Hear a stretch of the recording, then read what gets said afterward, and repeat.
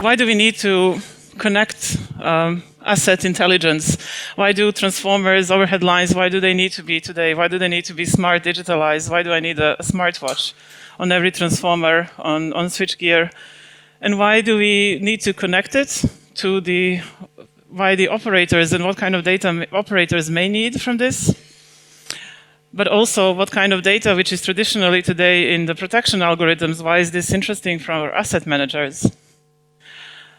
First talk about that, and then talk about, okay, what are the technologies that help us do that? Is it, virtualization and everything we heard also here from COPA-DATA and Zeno that they're doing? What are the potential enabling technologies that can help us do that? Just a really brief overview what we have today, maybe as digital solutions.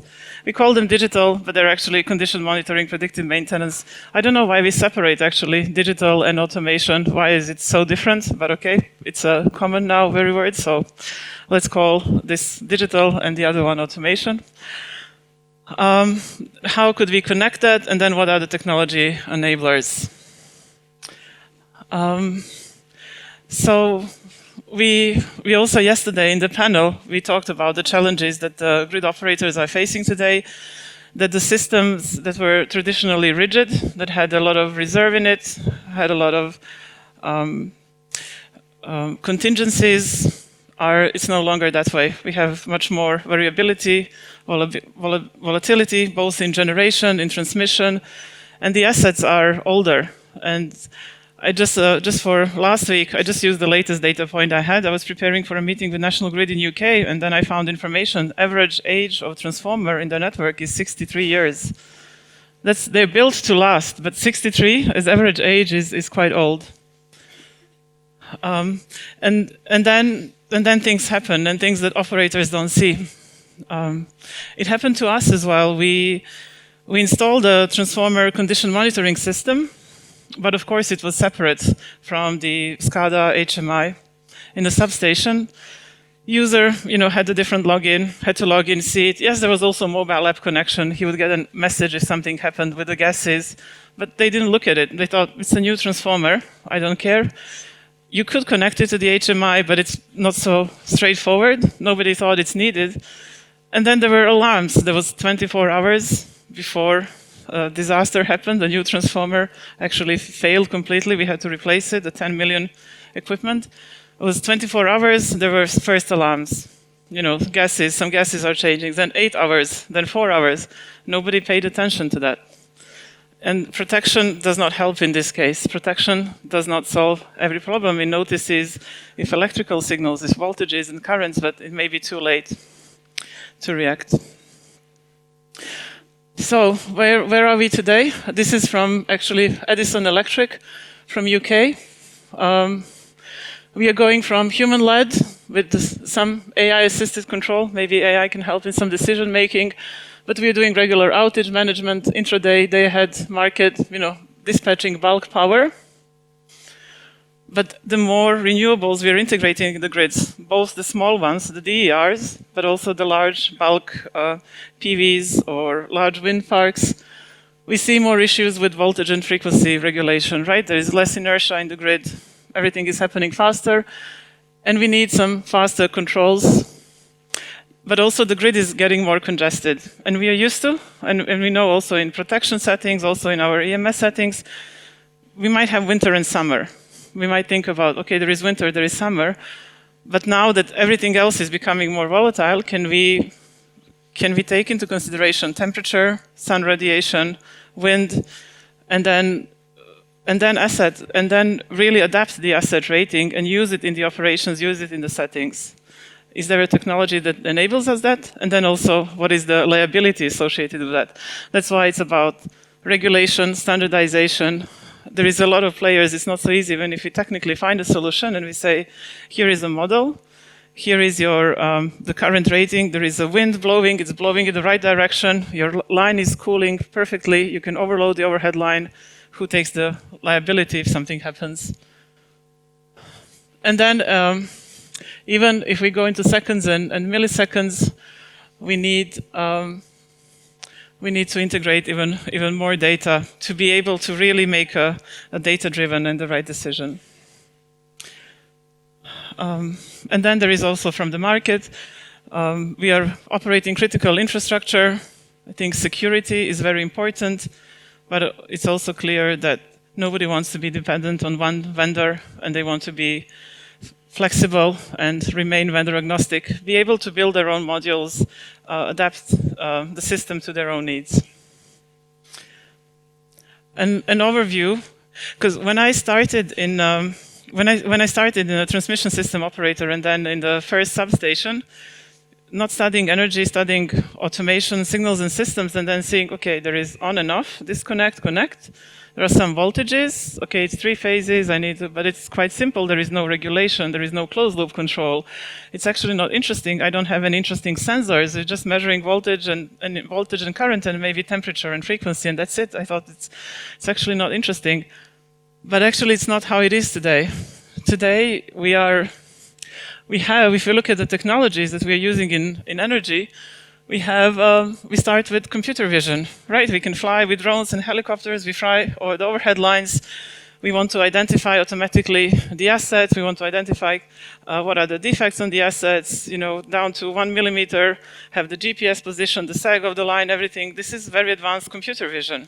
Also AI aided, because I don't want somebody sitting into a computer and labeling all this data that was screened. So the field is becoming more exciting also for engineers. Then overhead lines. Also, we thought, they're robust, you install them, they're there 70, 80, 100 years. You don't need to worry about them. Maybe you put a damper so they don't vibrate much, but that's it. And then you put the summer and the season rating, done. But it's not. They vibrate, they live, they breathe, they change with the pollution, with what's happening around them, with the environment. The sag is changing. There is lots of environmental impacts. There is icing. In winter, lots of things can happen to them. So there is a lot of opportunities there. And they also behave differently. If it's windy, if the wind is blowing straight to the line, if it's blowing along the line, it all makes an impact. It's all physics. And this we can measure today. You can put sensors on the line and measure to that. There is also, I know in distribution, also a colleague yesterday from Saudi Electric was mentioning in distribution, right? We cannot always localize the fault precisely. We cannot always detect some earth faults and simple faults. There are sensors that we can put on the line to detect the faults.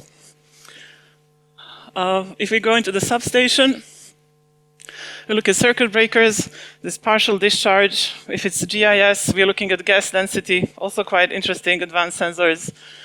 We are looking how is the circuit breaker wearing as it operates, how many times it's operated, what is the health of the circuit breaker. Transformers, also interesting, gases, temperatures, all sorts of analysis that we can do on them.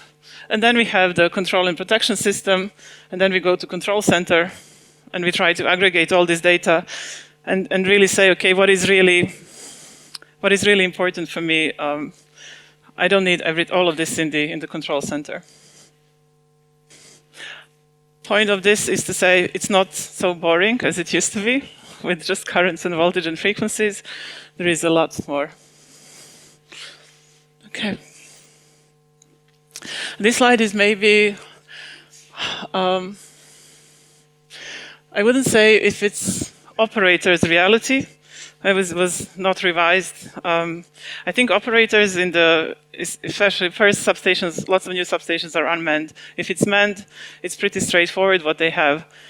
But if we want to change the way we operate, if we want to utilize this additional capacity in the grid, if we don't want to be so rigid, and maybe we won't be able to be so rigid anymore because we cannot build new infrastructure the way we used to, then we need to combine more data. We cannot have 5, 6 screens for all these different data and condition monitoring. And this is something I saw today that also Xenon is working on, to be more flexible, to integrate third-party applications to not only integrate time series, but also other types of data. Okay. I will show briefly also, but it was mentioned a couple of times, some technologies now. I hope it's a bit clearer why it might be interesting, why I think it's interesting to eliminate these data silos that we have today between maintenance, asset management, and operations. And now some technologies, which are, how everybody is developing in their own direction. One more. So we worked, Fred was there. There was such a long journey to come to IEC 61850 standardization in the substations, right? To come from a lot of proprietary protocols to station bus, which also gives us a data model, to now go to process bus, which is still partially adapted. And then the next step, and I would say this is the real benefit of IEC 61850, is not to have merging units, then again protection relays, and then again a station control. We're just multiplying different types of quite similar devices, lots of boxes. And instead, yes, we need something to interface to the field. We need something for these currents and voltages to do the AD conversion of the signals, to connect to the trip coils of the circuit breakers. So it's not your regular I/O. In an industry, these are specialized. They need to operate in ruggedized conditions. So yes, they are specialized for this industry. But then if we go to industrial PCs, they typically sit also in a control room. Yes, we can still ruggedize it more, but here we should try to benefit from all the other industries, from all the other technologies that are using virtualization as a technology, not as a philosophy or a concept, just as, okay, it's there, it gives me flexibility, I have hypervisors, let's see if I can use it. We have the extra requirement for real time, whatever real time is. We need deterministic protection, needs to work deterministically. It has to operate every time the same. I really have to break that current, I cannot wait for the equipment to explode or to start melting. But that's also, there are solutions to do that now in the computer, just in the way the computer science is developing. Okay. So that's one definite development where our industry is going when it comes to, we still separate it when it comes to control, protection, and automation, or PAC, protection, automation, and control. But then if I have a virtual, centralized PC, why can't I have I already have HMI there, I already have even firewalls for Fortinet virtualized, but why is my asset management, asset diagnostics, why does it have to run on a separate PC? It can also be here, right? Does it really need to be on a completely separate platform? For me, when I started with this, and there was a team for asset condition monitoring, asset digitalization, team for protection and control, going on 61850. I go talk to the team for asset digitalization. Oh, we have Modbus. We're using MQTT. We have different platforms. Oh, we developed our own hardware, and it has inputs and out. It has digital and analog inputs, and we are correcting currents and voltages, and then we are sending it via MQTT to cloud, and then we have all the analytics. And I thought, wow, but it's the same transformer, it's the same current measurement. Why are we collecting this data, sending it? I mean, we're making our lives complicated. Of course it works. Of course, and then I can build an API from the cloud into the SCADA. Of course. But why? Okay.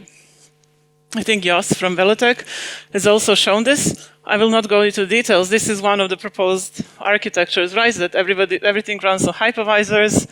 I know there are OEMs also doing this, still running containers, running on bare metal. There is no really true across-industry standard for this, but there is sufficient proof to know that this can work, that this can be tomorrow, the way protection and the way substation control and protection will be implemented. Okay. So, one more slide showing how, and it's actually a similar structure that we saw previously, right? From we need the sensor, we need sensing, we need to move this data somewhere from all the different sensors, all the different protocols. We probably need to simulate. I mentioned yesterday, I think the game changer in the future will be operators need to forecast, and they need to forecast really fast. It's not only I observe, I know, I react. It's too late. By the time an operator reacts, it's too late. It is like I'm used to driving a car, and tomorrow they are driving a Formula One. It's not, they need, even Formula One driver, you know, I mean, maybe this metaphor, I'm pushing it too far, but they have microphones. They have people telling them what is the condition on the road, what is the condition of the car. Maybe similar to that. So we have to be able to simulate the assets, simulate however we call it digital. So buzzwords, however we call it digital twins, or so we need to simulate. We need to be able to predict how is this asset going to behave under different conditions. And AI and machine learning is quite good for that. Optimization, prediction, forecasting, they might help there.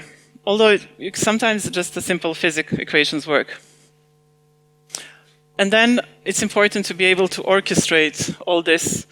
We want imagine if the operators and the asset managers are not there waiting for information to be served at them, but to actually ask, right? To really change it and to say, I will ask from the system what I need.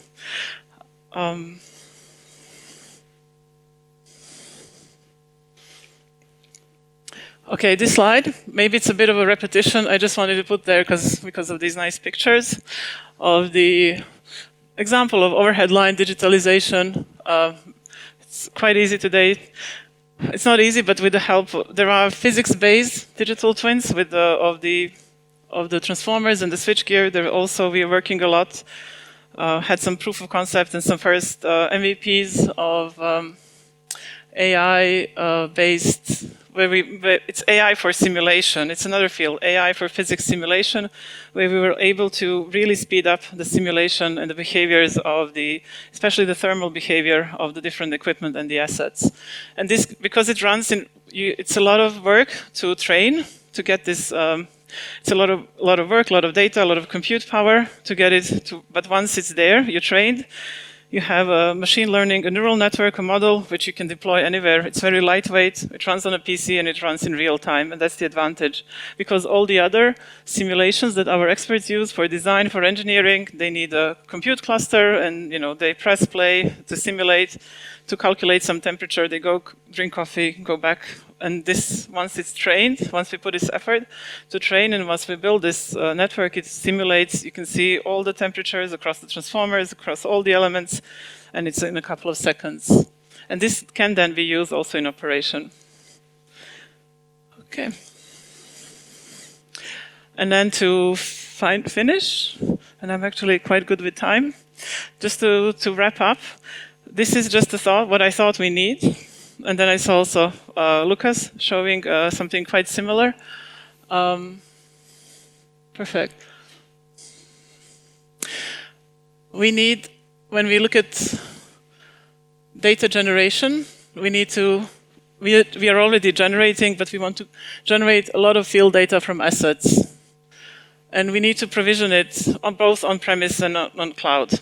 Because cloud, they do allow some additional analytics and some additional compute power for some more advanced analytics, but there is lots of things that we can do also on-premise. Typically, for this, typical capabilities is we need wide sensing, we need good robust sensors, right? If I put a sensor on a line, I'm not going to replace it in 2 years. It needs to be there at least for 10 years. And yes, we want to support multiple protocols.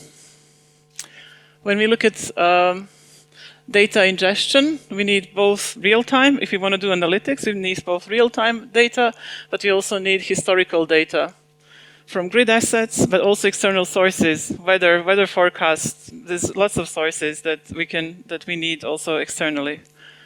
And that's where we need to integrate SCADA, IoT, smart meters, different DER protocols, PMUs, even power quality meters, and sometimes different enterprise systems. We saw also integration with SAP and with different asset management systems. When you look at data processing, we need to be able to coordinate different data workflows and to route the data according to, it needs to be event-driven. Data storage. Data storage, it's a question, right? Do I need it can be optional. Do I need, if I'm developing, if I have such a platform, do I have a dedicated data storage attached to this platform? Or is data storage distributed because I have lots of different systems and every system has its own data storage and I can access all these different data storages? Or do I do I have a separate dedicated data storage where I put all the historical data? When we talk to visualization and user interface, we want to let the operators and planners, we want to let them interact with the data and ask questions. Already mentioned, insights, forecasts, simulations. This is the key for tomorrow, to be able to really operate the grid. And all of this, right, we need to be able then to still to run it in real time, where this whole question of, can I put protection on a cloud? Not sure. Probably not. Yeah. Okay. That would be. Then also, I asked Microsoft Copilot for like a punchline vision at the end, so I'll just read it out. I thought it was quite good. By combining data silos, we enable operators, planners to ask questions and get trusted answers in seconds. Imagine a grid where every asset speaks same language, every insight is actionable, and every decision is data-driven. Okay, so pretty good job, Copilot. Okay, thank you very much.